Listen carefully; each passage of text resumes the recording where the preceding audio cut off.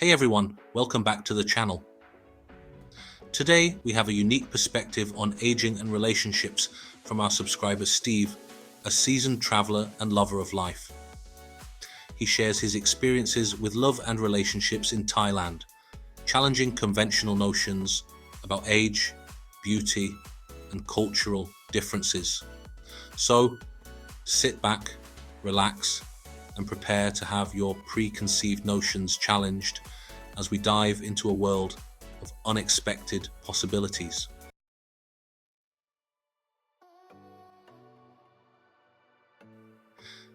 I'm from England and fast approaching 50.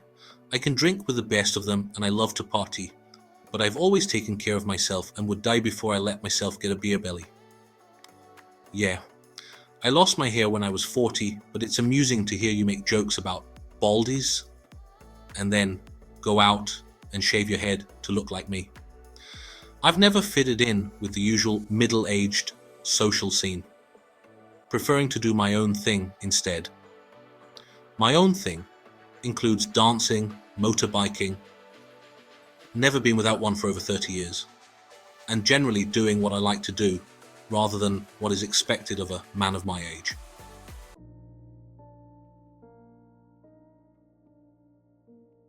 A number of years ago, my English wife of 20 years decided a new life was for her, cleaned the house out and left, just like that, no warning, nothing.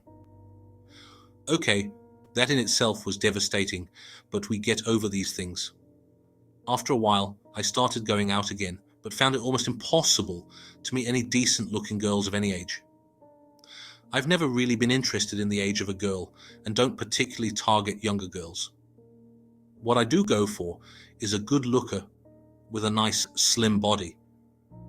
She can be 18 or 48, I really don't care.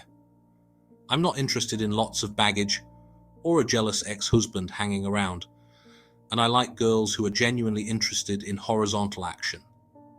And lots of it. Now then you younger guys, try finding that on the singles market in the UK when you get to my age. Sure, there are dozens of younger girls in the pubs and clubs, but generally Western girls are not interested in much older men.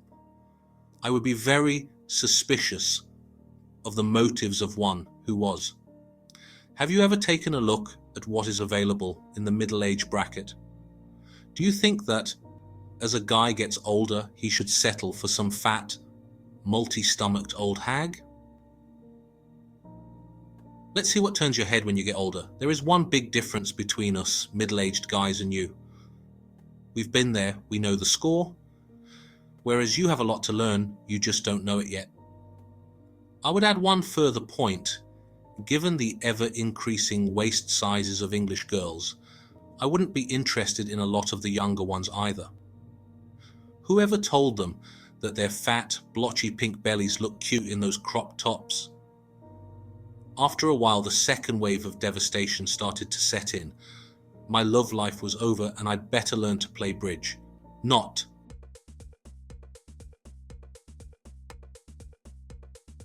For as long as I can remember, I had fancied the pants off Oriental girls, but had never had an Oriental girlfriend or done anything about it. Wait a minute, hadn't I read somewhere that a guy my age could have a lot of fun, paid for, in Asia? The computer was fired up, Google given a hammering, and within a few weeks I had decided that either Thailand or the Philippines was my destination. A bit more research and I decided that Thailand was the place to satisfy my sexual urges. Yes, we still have them in our 40s, for me even more than ever. I was going to pay for it, but I didn't really care. I will also let you know right now that I have never subscribed to the thesis that you pay for it anyway, one way or another. You might if you're a mug, but I like to think I've never been that. And my divorce settlement proves it.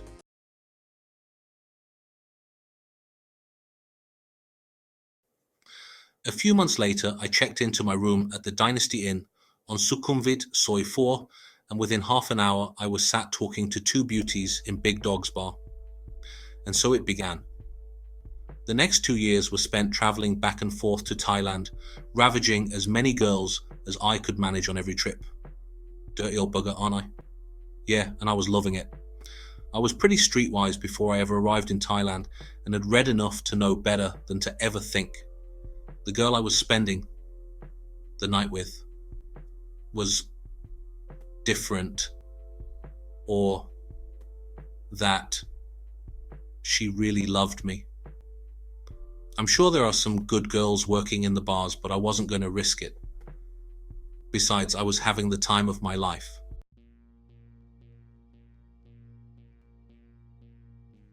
After a couple of years, I began to tire of the bar scene. I'd help girls in internet cafes to send multiple emails, money requests to their Western sponsors, got a dose a couple of times and heard all the horror stories about the guys who got fleeced. The sparkle went, and I began to see the whole scene as nothing more than sleaze. I'd regained the self-confidence I lost when my marriage ended, and now I was ready for something a little more fulfilling. I'd met a few people on my travels and started to become interested in seeing the other side of Thailand and trying to meet non-bar scene girls. Now that in itself is not as easy as you might think. It is sometimes hard to know where the bar girl ends and the Robinson's girl begins. And that is as true in Ubon Ratchathani as it is in Pattaya. Back home, I discovered chat rooms, and it didn't take me long to find those with lots of eager Thai girls on them. It also didn't take me long to work out that in a lot of cases, these MSN girls, as I call them, were not much different to the girls from the bar scene. In fact, I take a guess that a lot of bar girls go hunting on the chat rooms in their time off. Actually, I know they do.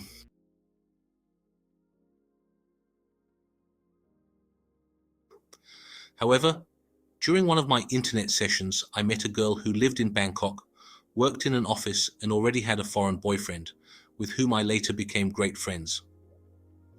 This girl made it quite clear that she only wanted to chat. She was very happy with her boyfriend and was not about to cheat on him. For some reason, we got along very well and chatted online most days. After a while, she told me she had a friend, but she was very shy, spoke little English, and had never had a foreign boyfriend. To cut through things a little, I eventually met her friend, who was very hard work at first. I think someone had told her the story about foreigners marrying Thai girls and selling them in the West. A year later, we were married, and I embarked on a learning curve of what it is to be married into a very different culture. My wife was 26 years old, very beautiful, had a good body, and was a genuinely nice person. She had a reasonably good job in Bangkok and would rather die than ever think of selling her body in the red light areas of Thailand. The age difference never came into it, and I soon learned why.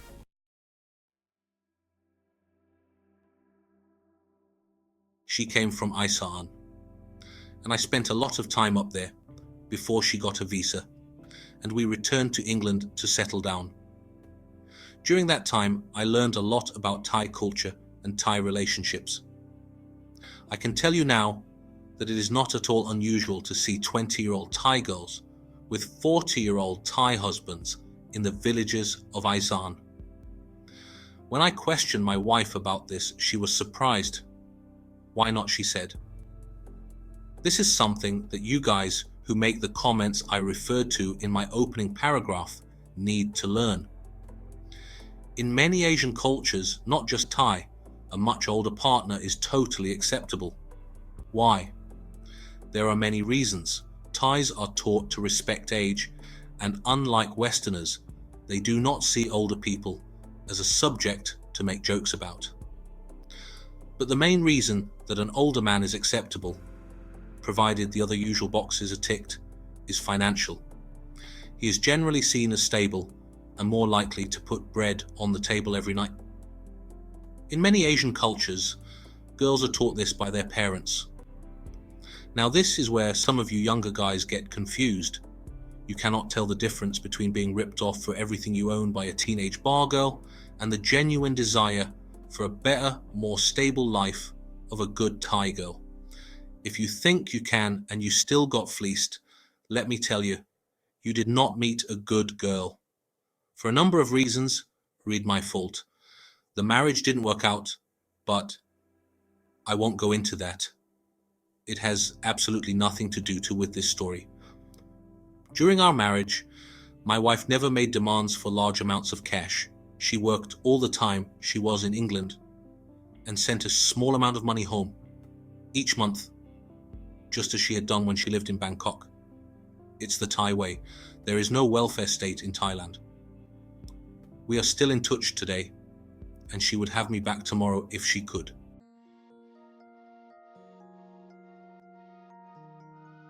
My current Thai girlfriend is 23. She was 21 when I met her, and she's a stunner. We get along very well, and she's the one who gets tired and wants to go home when we are out partying. She's never asked me for a penny and knows very well that she wouldn't get it if she did.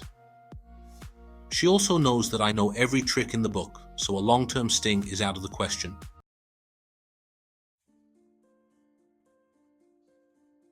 So you over-testosteroned 20 or 30-somethings out there.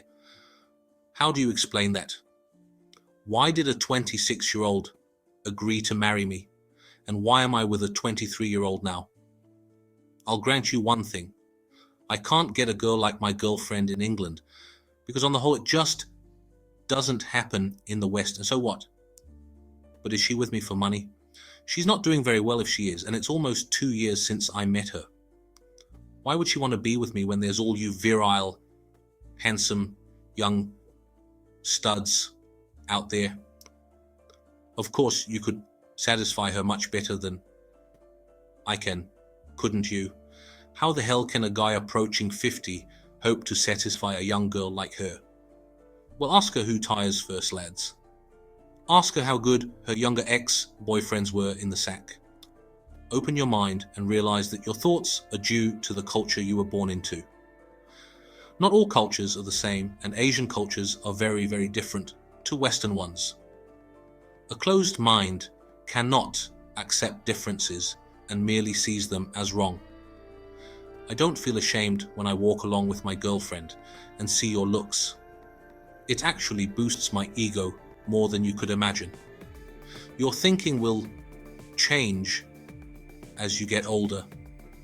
And no, I'm not being patronizing. I'm simply stating a fact because I've been there. You will find that the world is not only your oyster. Believe it or not, there are older guys out there who are still in full working order. And yes, younger girls may find them attractive. People do not just cease to be significant when they hit middle age. They have lives too, and dare I say it, desires. Me? I'm loving it, and will do as long as I can. I couldn't really give two hoots what your opinions might be, but I thought you ought to hear a different slant on things. Of course you will still not accept this and brush it off as an old man's way of justifying his lust for young girls. But if I made you think for a moment, this post has served its purpose.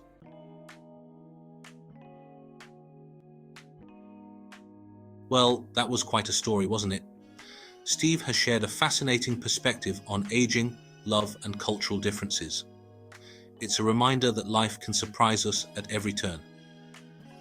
If you enjoyed this video, be sure to give it a thumbs up and hit that subscribe button for more inspiring and unconventional stories. Share your thoughts and experiences in the comments section. Have you ever challenged societal norms or expectations? What lessons have you learned about love and relationships? Thanks for watching, and we'll see you in the next one.